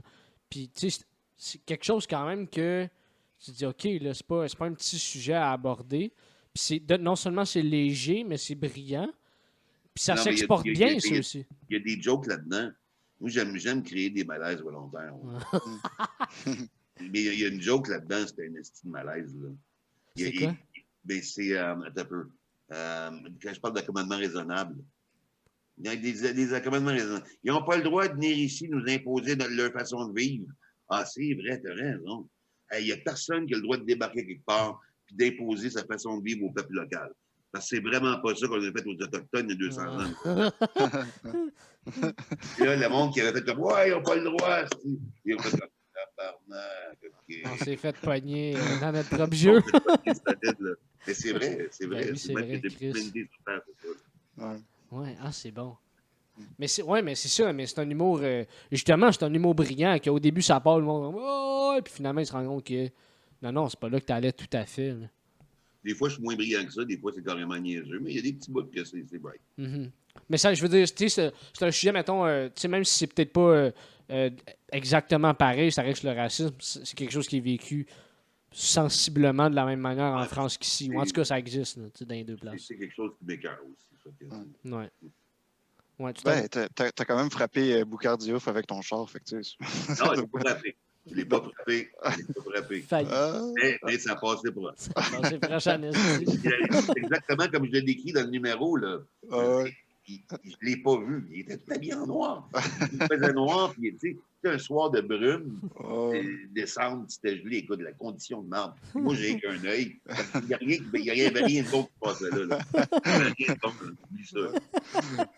Mais comment tu crées... Il s'est pitché dans mon banc de neige. Pour vrai? Ah, c'est drôle. Et là, je suis sorti de l'auto, je l'ai pris dans mes bras. Et Boucard, c'est correct, ça va. Il n'y a pas de problème. Mais avais-tu lâché un cri ou de quoi? Je me souviens plus. Je me souviens, il m'a dit c'est correct, tout ça. Puis, tu sais, je l'aime bien, Boucard. C'est pas un grand chum, mais tu sais, on restait à côté de l'autre. On s'aime bien, tu sais, on se respecte. Mm-hmm. Et il n'a pas crié rien. OK, ça, c'est vrai, j'en parle dans le numéro. Après ça, pendant 6 mois, à chaque soir, je promenais mon chien devant chez eux. Il sortait à la tête de la porte et il criait « Assassin! » Ça, c'est drôle. C'est bon, ça. Au voisinage humoriste.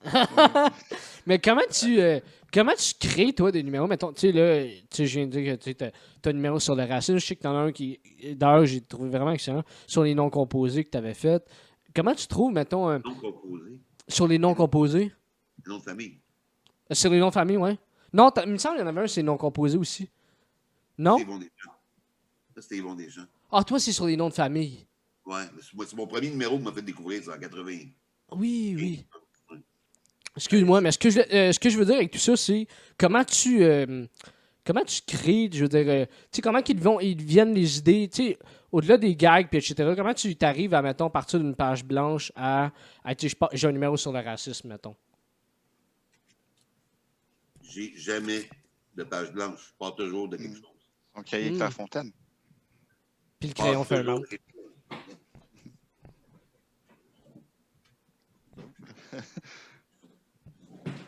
Il y a des sports visuels. Oh boy. Et tabarnak. Ben non. Ok, pour ceux qui ne voient pas ça, parce qu'ils écoutent Il y a à le peu près... podcast, Il y a il y un a comme une bac. boîte avec plein de fucking cahiers Clairefontaine. Il y en a au moins une cinquantaine. Ah, c'était Wow. cœur, hein? Ah, c'est malade. Jamais de page blanche. Ah, Ah non, jamais, puis c'est vrai. ok, toi, tu mentais pas. Le podcast est commandité par Clairefontaine en passant. Ça marche. Ah ouais, non, mais clairement, oui. Puis, mais c'est cool que tu les gardes en plus. Ça t'arrive-tu, mettons, de les revisiter, de les revoir, puis faire comme, hey, ça, je l'ai jamais vraiment touché, ou. Ça veut. On a trouvé qu'il y a de l'allure, des fois, ça prend du temps. C'est cool de juste reprendre un cahier puis de le relire. OK, ça, c'est une joke que j'ai notée dans mon calepin il y a peut-être 7-8 ans, mais que j'ai donnée à Laurent Paquin. OK. Dans un de ces gars-là, il dit il y a un gars qui s'arrête en char, OK, puis il me dit Hey, comment je peux me rendre au coin de Sainte-Catherine et Bleury? Et là, moi, j'étais tout allé de me faire demander des directions. Je dis Regarde, qu'est-ce que tu fais là? Tu vas descendre ici le boulevard, OK? 8 coins de rue, OK? 8e coin de rue, tu tournes à gauche. Là, tu fais un autre coin de rue et demi, fais le tour du building, reviens en arrière. Tu vas voir, il y a un stationnement. Ça, c'est le stationnement du Futur Shop. Tu rentres là-dedans, tu t'achètes un asti de GPS. C'est un gars que j'ai donné à Laurent. C'est un bon gars. C'est un bon gars. C'est-tu inspiré de faits vécus, ça? Oui, c'est ça. On écrit ce qu'on vit, hein? Ben oui. Ouais, Mais c'est ça, fait que ça devient, mettons, de situations qui t'arrivent, ou de quand tu vas marcher ou te promener, mettons, dans les rues. C'est. Ben, ça peut être n'importe qui. OK. C'est pour ça qu'il faut toujours t'en aies un sur toi. Toujours.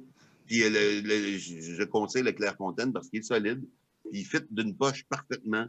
Ni vu ni connu. Puis tu as le stylo qui rentre dans le stylo de Fairmount qui rentre là. Non, parce que le stylo plus long que ça, il va faire un trou dans ta doublure de poche. Mais combien il coûte, le Clairefontaine? Je ne sais pas. Il doit pas être bien cher. Parce que c'est quand même drôle que tu aies un cahier qui valent une couple de pièces versus un crayon qui vient d'un hôtel où ça coûte 400 pièces la nuit. Le fit est parfait. Ouais. Au final, faut voir ça plus grand que le prix. Non, c'est pratique, c'est pratico-pratique, c'est tout. Ouais. C'est des biens complémentaires. Il y en a qui traînent des gros livres de même. Mais tu sais, le 3/4 du temps, ils ne les amènent pas avec eux autres parce qu'ils ne pas dans leur poche et qu'ils les traînent en dehors. Finalement, ils se disent tout le temps Ah non, c'est une bonne idée, m'en souvenir, mais ils s'en souviennent jamais de tes idées. Tu vas toujours l'oublier. Tu prends le temps, arrête ta vie 2 secondes, écris-la ton idée parce que tu vas l'oublier. Je dis tout le temps, ben tu sais, c'est un peu, la réponse c'est peut-être un peu dans la question, mais tes flashs qui te viennent, ils te font-tu tout le temps rire ou t'es trouves-tu tout le temps drôle ou tu dis juste ah, je sais pas, mais ça peut peut-être juste être intéressant pour le moment? Il y a des fois, je me fais rire, mais je le vois pas venir. OK. Tantôt, je me suis fait rire moi-même, mais je parlais à David Hacker, le propriétaire du Comedy Nest, qui est un de mes chums, un de mes vieux chums. Et puis, je demandais, c'est comment le Comedy Nest durant le confinement? La conversation, c'était ça. Il dit, well, some people don't care. Most are in the middle of the room. Okay, c'est ça. Comment vous disposez les personnes? Il dit, most don't care. Some don't care. Most are in the middle of the room. And a few are terrified. Là, j'ai répondu, Chris, on dirait que tu décris la réaction du public à un de mes numéros. Some don't care. Some are in the middle. And a few are really terrified. C'est bon. Il y a ça en décrivant ça, tu sais. Puis, je me fais rire des affaires qui ne peuvent pas servir en dehors dans des shows des fois. Mais oui, je me fais rire des fois. Sauf que je ne suis pas un bon public. Je suis devenu un mauvais public. OK. Parce que je vais apprécier l'humour. Mais je ne vais pas m'esclaffer nécessairement. Ouais. Autant que je le faisais avant, tu sais. c'est un peu le... Maxime Martin, Max, il a une super bonne joke. Il dit, ça, c'est mon imitation de l'humoriste qui est crampé. Très drôle. Ouais, c'est vraiment ça. C'est vraiment ça. Ouais. Et c'est ça que moi, je vis un malaise aussi avec les gens. Les gens dans la rue qui viennent me parler, qui sont tous contents. Ils disent, hey, monsieur Larocque, vous contez une joke. Je suis comme, j'en rirai pas. J'ai pas envie de faire semblant de la trouver drôle. Ça paraît dans ma face quand je fake, moi, tu sais. Puis je fais, mais, OK. Et là, il met à compte, j'essaie de rire, tu sais. Puis, des fois, le monde est. À un moment donné, j'étais à un bar, à un moment donné, il y a longtemps de ça. Un monsieur un peu sous à côté de moi, il dit, hey, tu es drôle, toi. Je vais te conter une joke, tu vas rire en tabarnak. Déjà, j'étais comme, ah non. Mais monsieur, écoutez, regarde. Probablement que je vais caler le punch avant que vous le dites. Ou je l'ai déjà entendu parce que le monde m'en compte à longueur de journée. Ou je ne la rirai pas parce que je ne suis pas expressif, mais je ne la rirai pas, je vous garantis. Non, tu vas la trouver drôle, si tu vas la trouver drôle. Fait qu'il commence, il me conte une joke de lesbienne minable, une joke poche, là, de cul, qui est pleine de clichés, de marde et puis de jugement. Fait que là, il m'en compte, puis je ris pas. Et il me regarde, je ris pas? Ouais, mais je vous l'avais dit que je rirais pas. Ah, c'est ça, t'étais un petit trou de cul, toi. Pour qui tu te prends, mon tabarnak? Et là, il se pompe contre moi. C'est comme calique. Je me sens mal quand le monde me compte des jokes, parce que je veux pas les décevoir, tu sais. Mais tu sais, va demander à un plombier de réparer tes tuyaux pendant sa semaine de vacances. Il sourira pas, lui non plus, tu sais. Mais non, c'est ça. Clairement. C'est drôle parce que ça me fait penser, tu sais, en tout cas, moi et Léo, on commence, tu sais, dans l'humour, là, ça fait même pas 2 ans qu'on fait ça, tu sais, puis en tout cas, je sais pas pour... Je pensais que tu allais me dire, ça fait 1 heure qu'on fait ça. On a commencé au début du podcast. On comptait sur toi, justement, un petit peu. Puis, en tout cas, je sais pas pour Léo, mais moi, ça fait ça. Tout le monde dans mon entourage vient de me voir, puis ils me comptent des jokes. Ils sont comme, hey, t'as mettra dans ton show, là, tu sais. Je suis comme, ouais. C'est souvent des jokes un peu de lesbiennes, pleines de clichés comme ça, là, je sais pas. Ah oui, c'est parce que... En tout cas, il y a un dénominateur commun, c'est qu'elle n'est pas drôle. Ouais, c'est ça. Ça, c'est classique. Non, mais c'est arrivé que le monde m'a fait des bonnes jokes. Ouais, c'est sûr, il t'a demandé. C'est comme, il y a une couple d'années de ça, je sais pas. Moi, j'ai fait des numéros qui étaient controversés des fois. Et puis, tu sais, je me suis choqué des fois. Puis, j'ai brassé à la cage assez solide des bouts de temps, tu sais. Et à un moment donné, j'étais en train de rentrer chez nous. Je sortais de ma voiture, je m'en allais vers ma porte d'entrée. Et j'avais une grosse cruche d'eau, d'eau de source. Et puis, j'avais un sac de la SAQ dans l'autre main. Je m'en allais vers ma porte. Il y a un de mes voisins qui a ralenti. Il fait, hey, Larocque, il est à peu près temps que tu mettes de l'eau dans ton vin. Puis il est parti. Il a fait comment est-ce qu'elle est bonne. Elle est bonne. Vraiment, il a été vite. Vite. Il y en a qui me font rire des fois. Elle était bonne. Ouais. C'est bon, ça. C'est bon, mais c'est curieux. Fait que dans le fond, c'est juste au niveau de... Est-ce que, mettons, c'est sûr que ça doit arriver, mettons qu'il y a des fois où tu écris des flashs que tu as eu ou des idées que tu as eues puis tu les écris directement comme des gags, mais ça t'arrive-tu... mettons, comment tu les écris la plupart du temps? Est-ce-tu déjà drôle ou est-ce déjà pas drôle? Moi, la plupart du temps, c'est déjà un potentiel comique. Okay. Mais je ne l'ai juste pas essayé encore. Okay. Mais donc, je vais écrire une version abrégée, souvent, du gag. Et après ça, je vais l'essayer comme il sort. OK. 2, 3, 4 fois. Et quand j'ai trouvé la façon de le dire qui est la bonne, mais en live, sur scène, je l'ai réécrit exactement comme ça. Et ça devient la façon que je le dis. Fait que tu t'enregistres, puis après ça, tu vas le... Ouais, des fois, où je m'en souviens tout de suite après. Ouais. Mais c'est le fun, parce qu'après ça, moi, quand j'envoie un texte pour la télévision, mettons, ils veulent un numéro de 7 minutes, là. C'est pas... La plupart des gens écrivent un numéro long, mais ils le disent plus de même après un bout de temps, parce qu'ils ont trouvé des meilleures affaires. Mais moi, mon texte que je remets, il est pratiquement verbatim tout le temps. Okay. Parce que la version que tu reçois sur papier a été écrite après plusieurs essais. Et quand j'ai trouvé la bonne façon de le dire, je l'écris comme tel. OK. Fait que tu écris déjà un peu d'une certaine manière en gag là, quand tu vas les noter. J'ai l'idée, j'ai le punch, mais je n'ai pas encore trouvé l'intonation, le wording nécessairement, tout ça. Là. OK. Mais je n'ai pas le trouver. Mais comment je suis curieux de savoir comment toi tu sais, quand tu arrives, mettons, juste à l'idée directement, puis que le punch te vient direct, tu penses-tu tout de suite, mettons, à un procédé, ou c'est juste tu vas le trouver dans la situation? Ben, tu vois, comme le numéro sur la langue française que je te parlais, qui a 1 million de vues, là. Mhm. Ça, c'est une idée que j'avais eue il y a très, très longtemps. Je me disais, crime, c'est drôle parce que la langue française, tu sais, c'est fucked up. Tu sais, parce que tu peux écrire un mot à quelqu'un, mais en fait, quand tu écris un mot, il y a plusieurs mots dans le mot. C'est de la merde, là. Tu sais, là, c'est pas clair, là. Tu sais, puis après ça, c'est OK, il y a toutes sortes de mots aussi, tu sais. Donc, mais si j'ai lu un article dans le journal, et puis, mais un article, c'est une sorte de mot aussi, mais un article, ça contient plusieurs mots. Tu comprends? Mm. Fait que là, après ça, mais je ne savais pas quoi faire avec ça. C'était juste des idées de même. Ouais. Le français, c'était compliqué. Et là, en 2011, quand j'ai écrit le numéro, après 10 ans que j'ai eu l'idée, j'ai fait comme tabarnane, OK, je suis un petit gars de 6 ans qui va à l'école et qui apprend le français. Et là, j'ai trouvé l'angle. Parce que l'angle, c'est toujours le plus important en écriture. Là.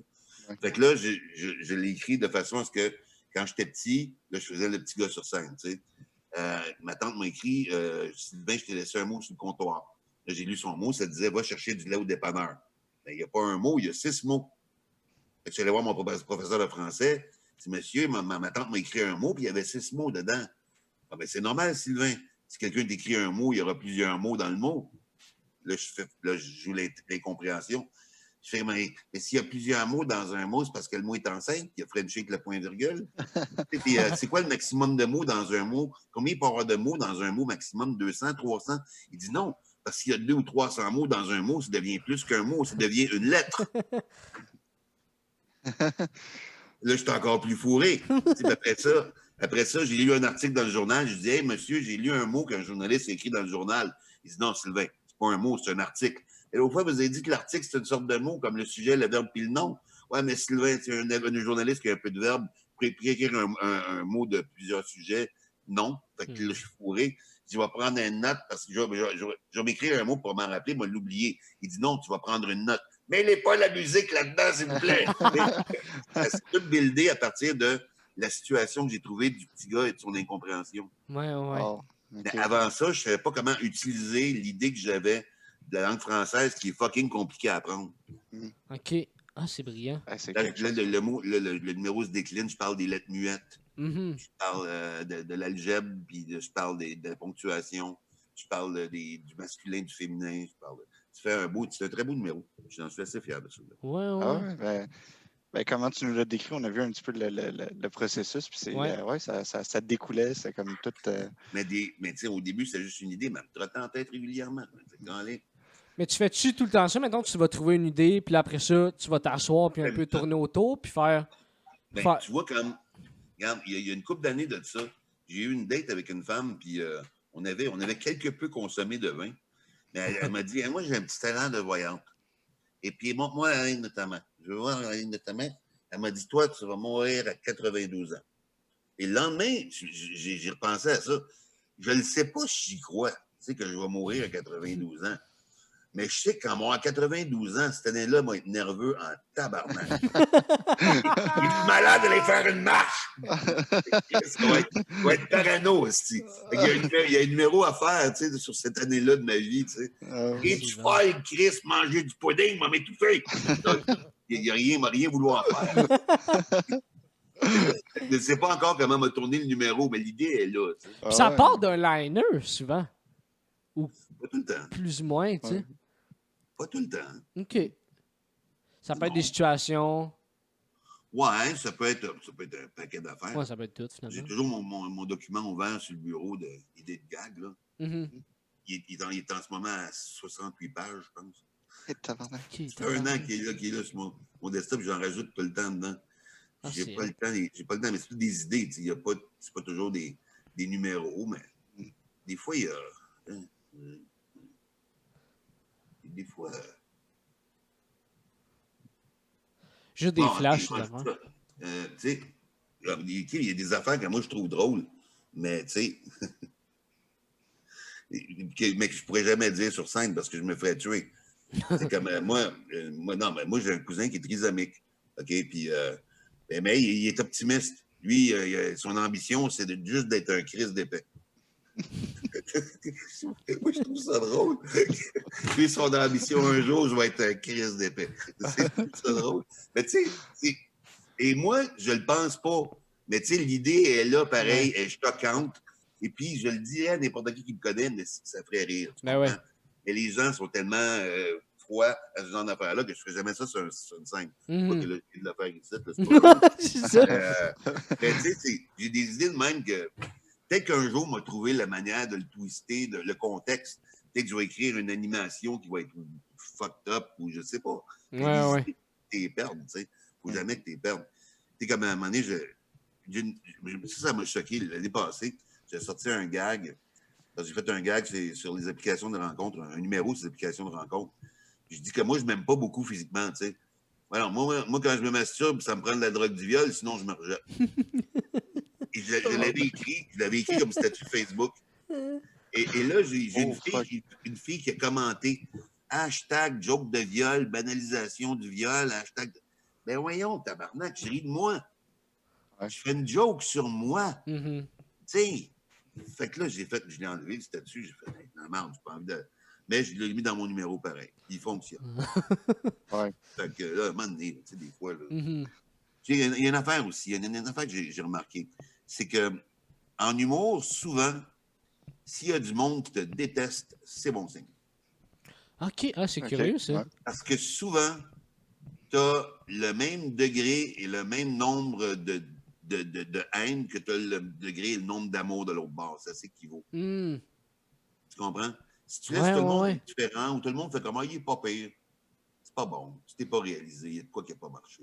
Là, tu laisses pas une marque. Tu laisses pas une marque. Tu laisses pas, en tout cas, je suis pas sûr que tu as été entièrement honnête dans ta démarche ou que tu été jusqu'au bout de ce qu'elle t'avait à dire. Ouais. On peut pas faire d'omelette sans casser des œufs, genre. Exactement. Ouais, ça fait du sens.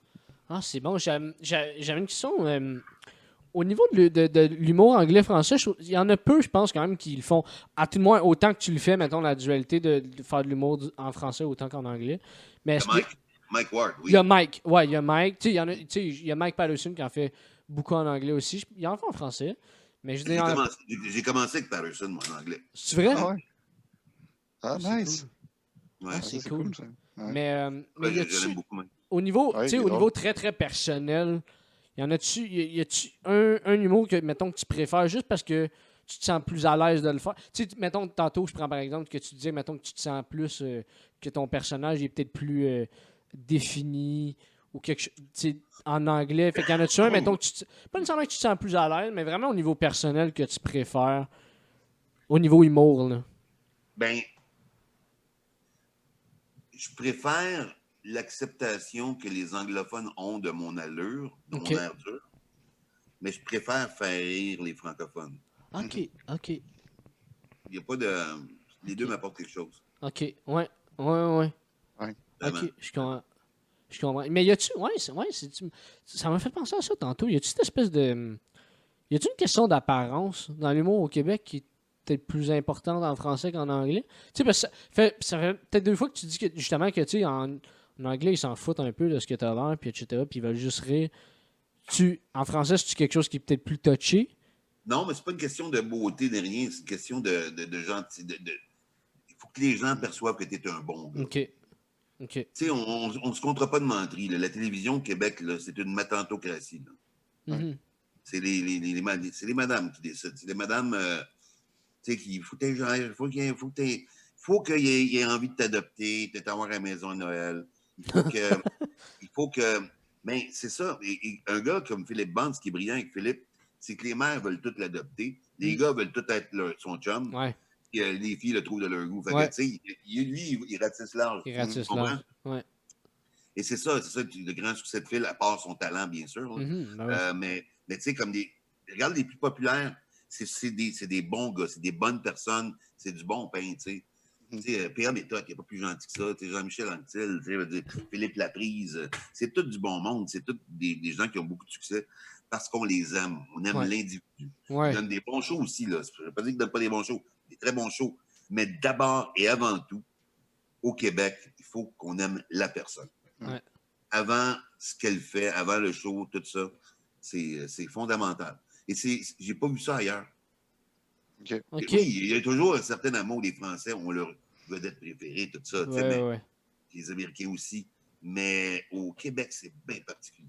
OK. C'est bien particulier. On s'attache à la personne et à son capital de sympathie. Puis, Exactement. OK. Ouais. OK. puis ça, ces personnes-là là, qu'on s'attache beaucoup à eux autres, on voit qu'ils parlent beaucoup au jeu aussi dans leur numéro, ça se peut-tu? Ben oui, parce que le jeu est moins accusateur. C'est ça. Hmm. Puis c'est plus facile pour le public de s'identifier à ça aussi. Ouais, ben je suppose, oui. Puis, tu sais, quand tu y vas dans l'anecdote aussi plus légère, les gens font comme ah, c'est drôle, ça pourrait m'arriver. Tu sais. Je sais pas, moi, il y a beaucoup de. Oui, il y a de l'amertume dans certaines de mes affaires, je m'en rends compte. Tu sais, mais OK. j'aime cet humour-là. J'aime l'humour de malaise, j'aime le cynisme. Je suis capable de l'être. Puis je ne m'empêcherai pas de le faire. Tu sais. Ouais. J'ai 53 ans, je ne vais pas me réinventer. Je ne vais pas recommencer un autre gimmick. Là. Ça va bien comme je suis là. Puis, c'est dur aussi d'être le meilleur dans tout. Tu ne peux pas l'être dans tout. Tu peux être à la fois le meilleur auteur, le meilleur humoriste, le meilleur comédien. Fait que tu fais de ton mieux dans des domaines. Moi, j'ai besoin de faire les trois pour avoir du fun dans mon métier. Ouais. Fait que, voilà. Il y a des années, j'ai peut-être été le. Quand j'ai gagné un show de l'année aux Oliviers, cette année-là, j'étais peut-être moi le meilleur. Je ne sais pas. Peut-être pas non plus. Mais je suis heureux. Je suis bien équilibré. Je touche toujours à des projets différents. Je me réalise. Là, je travaille sur 2 séries télé. J'écris une pièce de théâtre avec un chum. Je travaille sur un nouveau show d'André-Philippe Gagnon, qui va être au Québec après 10 ans. Ah, wow. Cool. Puis j'écris mon nouveau show aussi en même temps. Fait que tu sais, je suis dans différents projets, puis c'est jamais pareil. C'est très varié. C'est ça qui garde ça intéressant pour moi. Puis l'enseignement aussi avec les ateliers de... Non, là, je ne l'ai pas fait cette année encore, ça. J'ai arrêté. Okay. C'est fini pour de bon, ça? J'avais plus le temps. OK. Je vais peut-être en faire un moment donné si j'ai le temps, oui. Ouais, OK. Ouais, parce que j'aime quand même ça le faire. Ouais, c'est une branche que t'aimes? Oui, j'aime ça. OK. J'aime ça, mais tu vois, comme ma conférence et ça, c'est plus des projets de semi-retraite. Ouais. Moi, je ne vais jamais arrêter de travailler. Mais à un moment donné, me ralentir. Quand moi, à 70 ans, faire un peu d'enseignement, des conférences, ça va être parfait. Ouais, je comprends. Oui. Tantôt, tu disais qu'à 75 ans, c'est là que tu allais devenir une star. Fait que faut que tu restes travailler longtemps. C'est là que tu vas avoir ton plus gros show. Fait que... c'est ça. Ouais, puis je vais pouvoir en profiter une couple d'années parce que je vais mourir à 92. Ouais, c'est exact. Tu vas avoir du temps. On a le temps de m'inquiéter en masse. Ouais, on a le temps de l'écrire, ce show-là en masse. Très cool. Ah, génial. Ben, c'est super. Écoute, ça fait déjà 1h21 qu'on jase. C'est super intéressant, mais je veux qu'on s'en garde parce qu'on veut poursuivre ça puis avoir des deuxièmes épisodes, des suites éventuellement. Fait que j'espère que tu as aimé ça. Ça a été vraiment agréable de jaser avec toi, Sylvain Larocque. Merci beaucoup. Merci vous autres aussi, les gars. Merci de m'avoir invité. Ça fait un Et j'espère que vous n'aurez pas trop de messages de haine pour mes propos. Non. On les relaiera. Ouais, c'est ça. Dites-vous que s'il y a du monde qui vous haïsse, il y en a autant qui vous aiment de l'autre. C'est ça. C'est exactement, ça qu'on va se dire. Ça. Fait qu'on souhaite bien des messages de haine pour en avoir bien d'amour. Merci, bonne soirée. Merci beaucoup à toi. Bonne soirée. À la semaine prochaine.